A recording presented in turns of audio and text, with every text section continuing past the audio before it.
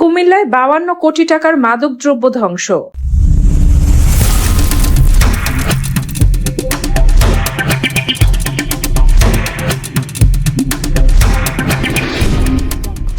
কুমিল্লার কোটবাড়িতে border guard Bangladesh BGB 10 ব্যাটালিয়নের সদর দপ্তর প্রাঙ্গণে প্রায় 52 কোটি টাকা মূল্যের বিভিন্ন ধরনের মাদকদ্রব্য ধ্বংস করা হয়েছে। মঙ্গলবার দুপুরে আয়োজিত মাদক ধ্বংস কার্যক্রমের উদ্বোধন করেন সরাইল রিজিয়নের region commander brigadier general Mohammad Saiful Islam Chowdhury. অনুষ্ঠানে জানানো হয়, কুমিল্লা 10 বিজিবি ও সুলতানপুর 60 বিজিবি গত 3 থেকে 4 বছরে সীমান্ত এলাকায় অভিযান চালিয়ে বিপুল পরিমাণ মাদকদ্রব্য জব্দ করে। জব্দ করা এসব মাদকের আনুমানিক বাজার মূল্য 51,83,84,125 টাকা।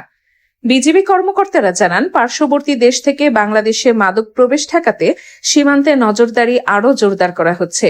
এই লক্ষ্যে সীমান্ত এলাকায় সিসিটিভি ক্যামেরা ও ড্রোনের ব্যবহার বাড়ানো হবে।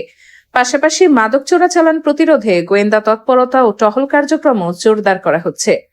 এ সময় উপস্থিত ছিলেন Comilla sector commander colonel Rakibul Hasan, জেলা প্রশাসক রোজি আক্তার, 10 বিজিবির অধিনায়ক lieutenant colonel Mir Ali Ejaz, RAB 11 company commander major Sadman Ibne Alam সহ অন্যান্যরা।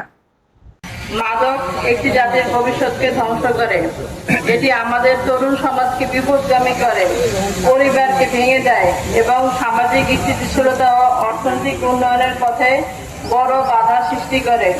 এটা প্রায় 3 বছরের একটা সিজন বা রিকভারি বাড়িছে। এটা আমাদের 3 বছরের একটা সিজন, 2টা ব্যাটালিয়নের, ওটা সুলতানপুর এবং কুমিল্লা ব্যাটালিয়ন। আমাদের এই সরাইল রিজনে টোটাল 13টা ব্যাটালিয়ন আছে। সবাই আমরা চেষ্টা করি একইভাবে এই ধরনের মাদক সিজার করা, যাতে কোনোভাবেই বাংলাদেশে আমাদের পার্শ্ববর্তী দেশ থেকে মাদক আমাদের দেশে না আসে।